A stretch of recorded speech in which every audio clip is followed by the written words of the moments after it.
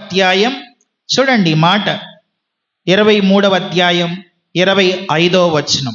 సామెతలు 23:25లో మనం చూస్తే అక్కడిలా ఉంది ఆ మాట, నీ తల్లి తండ్రులను నీవు సంతోష పెట్టవలెను. ఉందా ఆ మాట? అండర్లైన్ చేసుకో, నీ బైబిల్లో అండర్లైన్ చేసుకో. నీ తల్లిదండ్రులను నీవు సంతోష పెట్టవలెను, నిన్ను కనిన తల్లిని ఆనందపరచవలెను. మీ మమ్మీని ముఖ్యంగా తల్లిదండ్రులను అని ఉంది, మళ్ళీ కింద తల్లి అని ఉంది. కనుక నిన్ను నవమాసాలు మోసి నిన్ను పెంచి నిన్ను పెద్ద చేసి నీకేం కావాలో ఆలోచిస్తూ ఇంత చేస్తూ ఉంటే కొంతమంది తల్లిదండ్రులని నోర్ముయి అనే బుద్ధి లేని పిల్లలు ఉన్నారు. తర్వాత మొండి పిల్లలు ఉన్నారు, నీకేం తెలుసు అనేవాళ్ళు ఉన్నారు. కొంతమంది అమ్మా నాన్న మీదే ఎదురు తిరిగే వాళ్ళు కూడా ఉన్నారు. వాళ్ళంతా భ్రష్ట పిల్లలు మరొకరు ఉండరని నేను జ్ఞాపకం చేస్తున్నాను. నీ తల్లి మీదో నీ తండ్రి మీదో ఎదురు తిరుగుతున్నావంటే అది భ్రష్టత్వం. నీ హృదయం ఎంత చెడిపోయింది. ప్రియ తమ్ముడు బాబు వినండి, మీ అమ్మా నాన్న మీద ఎదురు తిరుగుతున్నావంటే నీ హృదయం ఎంత చెడిపోయింది, నువ్వెంత భ్రష్టుడివి. అలాంటి వాళ్ళు భ్రష్టత్వానికి దేవుడు అప్పగిస్తాడు. కనుక నీ తల్లిదండ్రులను సంతోష పెట్టవలెను, నిన్ను కలిన తల్లిని ఆనందపరచవలెను. నీ దగ్గర బైబిల్ ఉంటే ఈ మాట కూడా చూడు. సామెతల గ్రంథం 30వ అధ్యాయం, సామెతల గ్రంథం 30వ అధ్యాయం 17వ వచనంలో ఈ మాట ఎప్పుడు చదవలేదా నువ్వు? ఒకసారి చూడు. సామెతలు 30:17 ఏముంది అక్కడ?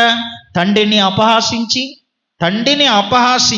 అంటే తండ్రి మీదే లేచి అపహాసించి తల్లి మాట వినలన్నలి వాని కన్ను లోయ కాకులు పీకును, పక్షిరాజు పిల్లలు దాన్ని తినును. ఇట్లాంటి మాటలు ఎప్పుడు చదవలేదా? అమ్మా నాన్నే ఎదిరిస్తావా? నీకేం తెలుసు అని అంటావా? నీకేదో కొద్ది బలం ఉందని ఆళ్ళ మీదకి ఎదురు తిరుగుతావా? నువ్వు చెయ్యెత్తి వాళ్ళని పక్కకు తోసేస్తావా? ఎంత బుద్ధి లేని పని. నీకు అసలు బుద్ధి ఉందా? కనుక ఇలాంటి వాళ్ళు అంత లోతు పిల్లలు అన్నమాట. అర్థమవుతుందా? హృదయాన్ని దేవునికి ఇస్తే వాళ్ళు ఎంత మంచిగా ఉంటారండి. అసలు లోతు పిల్లలు వాళ్ళ గురించి చదువుతూ ఉంటే, నోవాహు పిల్లలు వాళ్ళ గురించి చెబుతూ ఉంటే ఎంత ముద్దొస్తుంది. వాళ్ళు చిన్నపిల్లలైనా చిన్నప్పటి నుంచి ముసలోళ్ళు అయ్యేదాకా వాళ్ళ నాన్న ఏది చెప్తే అది, వాళ్ళ అమ్మేది చెప్తే అది ఆ పిల్లలు. వాళ్ళు ఎంత ఓపిక, ఎంత సహనం, ఇదంతా ఆడపిల్లలు. కానీ వీళ్ళేం పిల్లలండి? లోతు పిల్లలు. వీళ్ళకి రక్షణ లేదు, తర్వాత వీళ్ళకి అమ్మ నాన్న మాట వినరు, మొండి పిల్లలు, మొండి వైఖరి. ఇది రెండవ మాట. మూడవ మాట చెప్తాను రండి. మూడవది, లోతు పిల్లలు ఎలాంటి వాళ్ళు అనంటే మూడవ మాట చెప్తాను. వీళ్ళు సోమరి పోతులు. రాసుకోండి. మూడవది సోమరి పోతులు. బైబిల్లో 7 రకాల పోతులు ఉన్నాయి. ఎన్ని పోతులు ఉన్నాయి? మేకపోతు, గొర్రెపోతు కాదు. బైబిల్లో 7 పోతులు ఉన్నాయి. ఏంటో చెప్తాను వినండి. ఒకటి సోమరి పోతు, రెండోది తిండిపోతు, మూడోది త్రాగుపోతు, నాలుగోది వదరపోతు, ఐదవది ఇలా మొత్తం మీద 7 పోతులు ఉన్నాయన్నమాట. తిండిపోతు, త్రాగుపోతు, వదరిపోతు, సోమరిపోతు, త్రాగుపోతు, ఇలా 7 రకాల పోతులు ఉన్నాయి. వీళ్ళు ఏ పిల్లలంటే వీళ్ళు సోమరిపోతులు. అర్థమవుతుందా? సోమరిపోతు అంటే తెలుసా? సోమరితనం. వీళ్ళు కష్టపడటానికి ఇష్టపడరు. అమ్మాయి 2 మనుషులు వచ్చారు, కొంచెం వంట వండి పెట్టండి అని ఆడపిల్లలకు చెప్తే నువ్వే చేసుకో అంటున్నారు. అంటే వీళ్ళు కష్టపడటానికి ఇష్టపడరు అన్నమాట. వీళ్ళు ఎంత సోమరిపోతులు అంటే, కొంతమంది సోమరిపోతులు ఉంటారు. ఇటు చూడండి చెప్తాను. కొంతమంది సోమరిపోతులు ఎలా ఉంటారు తెలుసా? తిన్న కంచం, పడుకున్న మంచం, తర్వాత చదివిన పుస్తకాలు ఎక్కడ పడితే అక్కడే పడేస్తారు. వీళ్ళంత సోమరిపోతులు ఇంకొకళ్ళు ఉండరు. తిన్న కంచం అక్కడే, పడుకున్న మంచం అక్కడే. నేను మాట చెప్తాను, మీరు సోమరిపోతులో కాదు, చిన్న టెస్ట్ పెడతాను. అదేంటంటే, మీరు ఉదయం లేవడంతో మీ దుప్పటి మీరే మడతేసుకునే అలవాటు ఉంటే మీరు సోమరిపోతులు కాదు.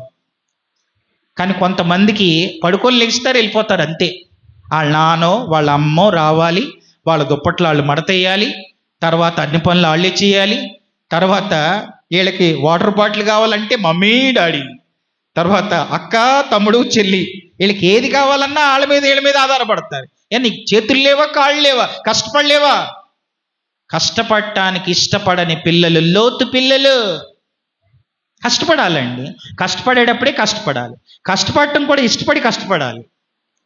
అర్థమైందా? కష్టపడటానికి కూడా ఇష్టపడి కష్టపడాలి, ఇష్టంగా కష్టపడాలి. ఇప్పుడు చదివేటప్పుడు ఇష్టంగా చదవాలి. ఇష్టంగా కష్టపడి చదివితే గొప్పోళ్ళు అవుతాం. అంతేగానమ్మ ఇంత పెద్ద పుస్తకమా బాబోయ్, ముందు చూడటంతోటే పెద్ద పుస్తకం అంటే నువ్వు ఏం కష్టపడతావు, ఇంకా ఏం చదువుతావు? ఇంకా ఏదైనా సరే ఇట్ కెన్ బి డన్, అది జరిగింది.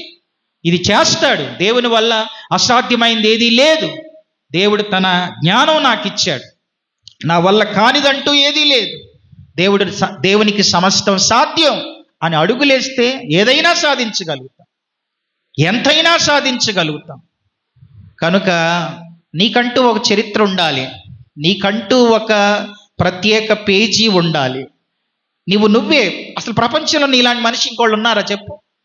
ప్రపంచంలో దాదాపుగా 850 పైచిలుకు కోట్ల మంది ఉన్నారు. నీలాంటి మనిషి ఉన్నారా? నీ ఫింగర్ ప్రింట్స్ మరొకరితో మ్యాచ్ అవుతాయా? నీ కళ్ళు మరొకరితో మ్యాచ్ అవుతాయా? నీ చెవులు మరొకరితో మ్యాచ్ అవుతాయా? అవ్వో. నువ్వు చాలా ప్రత్యేకమైన దానివి, ప్రత్యేకమైన వాడివి. ఈ భూమి మీద దేవుడు నీకు లైఫ్ ఇచ్చాడంటే నువ్వు చరిత్ర తిరగరాయాలి, చరిత్రను సృష్టించాలి. అంటే నువ్వు ఇష్టపడి కష్టపడి చదవాలి. కానీ మనమేమో ఇందాక అన్న చెప్పినట్లు ఇక రేపు ఎగ్జామ్ అనగా కొంతమంది రేపు ఎగ్జామ్ అంటే ఈరోజు రాత్రి నైట్ అంతా ఆల్ నైట్ రాత్రంతా చదువుతారు. వాళ్ళమ్మ గ్లాసుడు బూస్ట్, హార్లిక్స్ ఇవన్నీ తీసుకొచ్చి పిల్లలు చదివేస్తున్నారు. ఏం చదువుతారు వాళ్ళు? అంత పుస్తకాన్ని